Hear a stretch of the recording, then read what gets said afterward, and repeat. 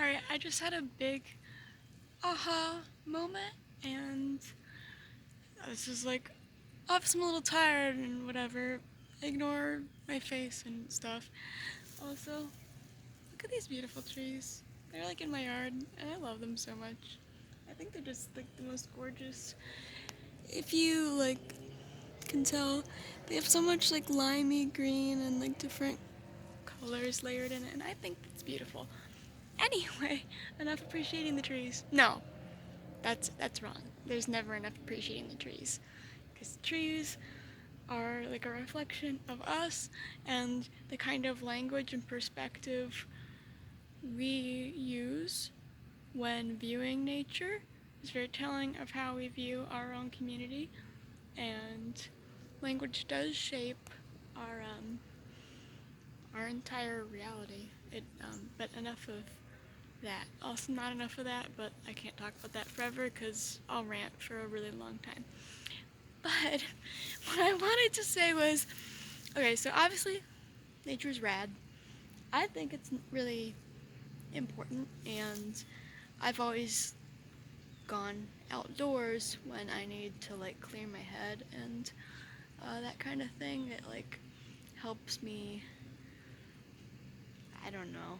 There's so many studies on green spaces. You can look it up yourself, but it's good for your brain. It helps you de-stress, be calm, and then realizing that you're a part of nature because you're an animal, you're a living creature, you're a part of the environment. Um, that is a whole nother reflection. I have to be really careful about like not going into tangents because then I'll forget what I meant to say in the first place. Okay, the basics are. Oh, there's like a bug on me. That's cool though. The basics are nature is really important to me specifically, and I've always gone to reflect in nature when I've felt like stress or turmoil in my life, whether it's like a real big problem or I'm just in my head too much or whatever. So, I am an artist, right? And I've always been like, man, what kind of style do I do? Like, I'm pretty good at technical drawing, and I really love drawing the human figure. And I pretty much like mostly just draw people, and that makes me really happy. And I'm still gonna keep doing that. But what I just realized, which I really should have realized earlier, and I somehow didn't, was that nature, nature. Sorry, I did not mean to be aggressive with you. Nature is like, I should stop ignoring it. I'm not ignoring it, but like in my art, and if it makes me happy to just draw flowers and sticks and stuff all the time, I I can do that.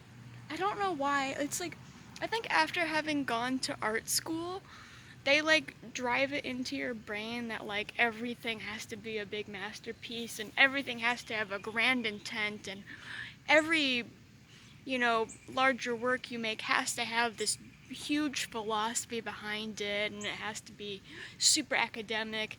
And that stuff's fine, and there's a place for that.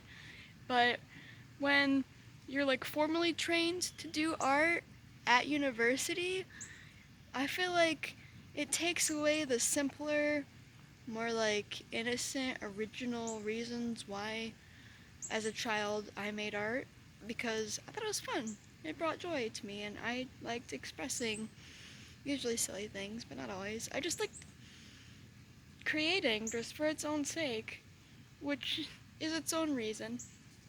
And when I was just drawing flowers just now. That's how I got to this point. My arm is really tired. Um, I was just drawing some flowers and like sticks and swirly twirly things, and I just had this moment like, this brings me a lot of joy. I love this. It's simple. It doesn't have a grand objective. It doesn't have, well, it does have a philosophy. It's that nature is awesome and it's important, but it doesn't have like an academic, grand French, German, whatever kind of philosopher lineage, academic lineage behind it. It's just, this is meaningful to me. This brings me joy, and that's shows me that I need to be making more of that kind of art.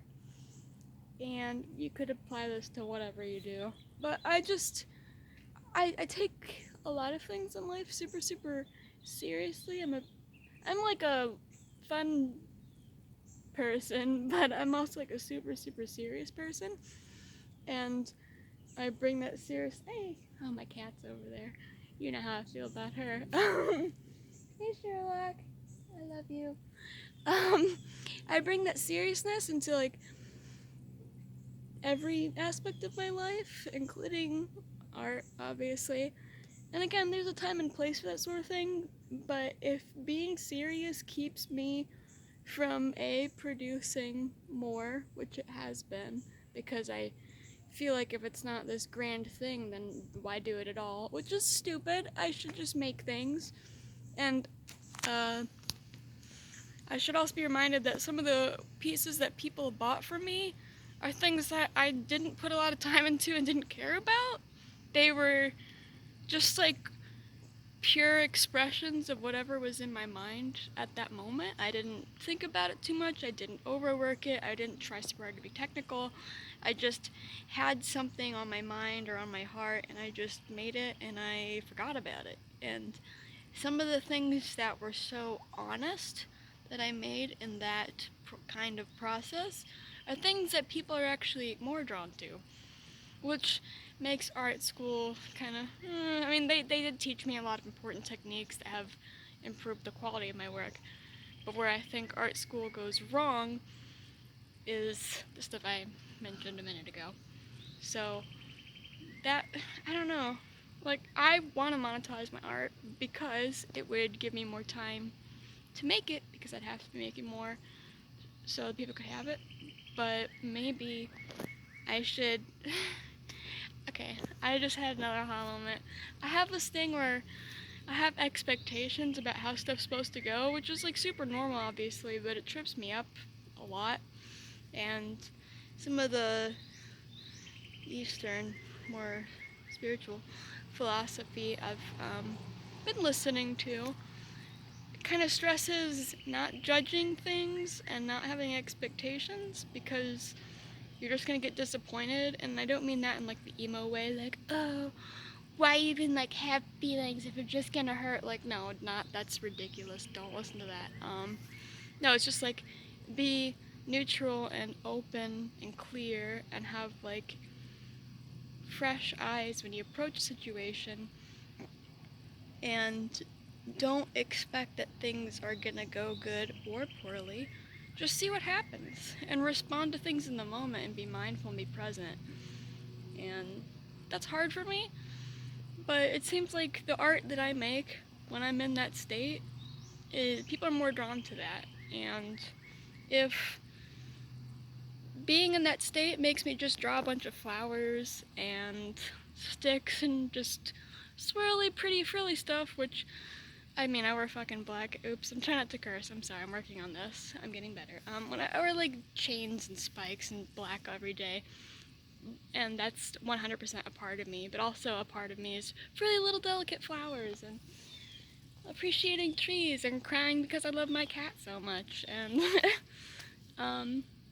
yeah, I didn't want to forget this, so I'm putting it online so that I don't lose it, because I'm a little scatterbrained. But if I record this and put it on a video on YouTube, I can remind myself later, or honestly, my sister, she's probably gonna be like, Sydney, you need to watch that video you made again. You need to be reminded of this. I'll be like, oh, you're right, I do. Or my best friend will be like, Sydney, you told yourself this, you should do. I'll be like, oh, I know, you're right. So I'm making this for me, for future me, for later. So I can be like, oh, I'm all stressed about art. Oh, just do that little frilly, flowery stuff that makes you happy. It is important because it's important to you, and that's good enough. And I'll be like, oh, okay, that's good. So, thanks, bye.